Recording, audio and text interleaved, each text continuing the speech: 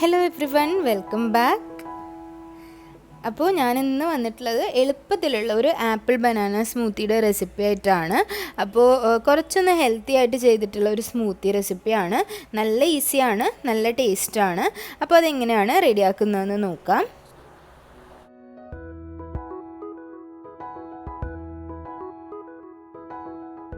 ഇത് റെഡിയാക്കാനായിട്ട് ഞാനിവിടെ എടുത്തിട്ടുള്ളത് ഒരു ആപ്പിളും അതുപോലെ ഒരു 2 പഴവുമാണ്. ഇതിപ്പോൾ ഞാലിപ്പൂവൻ പഴമാണ്. നന്നായിട്ടൊന്ന് കട്ട് ചെയ്തിട്ട് ഒരു മിക്സിയുടെ ജാറിലേക്ക് ഇട്ട് കൊടുക്കാം. അതുപോലെ തന്നെ ആപ്പിളും നല്ലോണം കഴുകി തൊലിയൊക്കെ കളഞ്ഞിട്ട് ചെറുതായിട്ട് അരിഞ്ഞിട്ട് ഇട്ട് കൊടുത്തിട്ടുണ്ട്.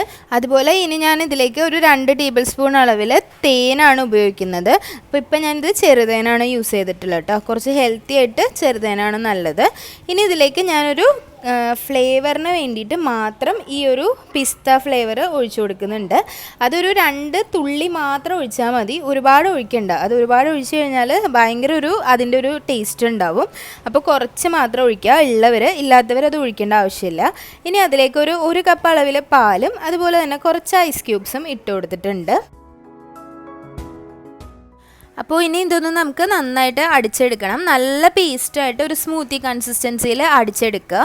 അപ്പോൾ നല്ല ടേസ്റ്റാണ്. ഇതിലേക്ക് ഇനി വെള്ളമൊന്നും ഒഴിക്കേണ്ട. അതുപോലെ പഞ്ചസാര ഇടണം എന്നില്ല, വേണം എന്നുള്ളവർക്ക് ഇടാം കേട്ടോ. മധുരം കൂടുതൽ വേണം എന്നുള്ളവർക്ക് പഞ്ചസാര ഇടാം. ഇനി അതിന് മുകളിലേക്ക് കുറച്ച് ചിയ സീഡ്സ് ഒന്ന് ഗാർണിഷ് ചെയ്യാൻ ഞാൻ ഇട്ട് കൊടുത്തിട്ടുണ്ട്. അപ്പോൾ നല്ല ടേസ്റ്റാണ്. നോമ്പൊക്കെ തുറന്നിട്ട് ഇത് കുടിക്കുകയാണെങ്കിൽ നല്ല ഹെവിയാണ് കേട്ടോ. നല്ല പെട്ടെന്ന് തന്നെ വിശപ്പ് ഇടും, നല്ല ഹെവിയാണ്. അതുപോലെ കുട്ടികൾക്കൊക്കെ ഇടയ്ക്ക് ഉണ്ടാക്കി കൊടുക്കാൻ പറ്റുന്ന നല്ലൊരു സ്മൂത്തിയാണ്, നല്ല ടേസ്റ്റാണ്. അപ്പോൾ എല്ലാവരും ട്രൈ ചെയ്ത് നോക്കുക. റെസിപ്പീസൊക്കെ ഇഷ്ടമാവുന്നുണ്ടെങ്കിൽ ചാനൽ സബ്സ്ക്രൈബ് ചെയ്യാൻ മറക്കരുത്. അതുപോലെ ഇനിയും നല്ല നല്ല റെസിപ്പികളായിട്ട് വരുന്നത് വരേക്കും താങ്ക് യു.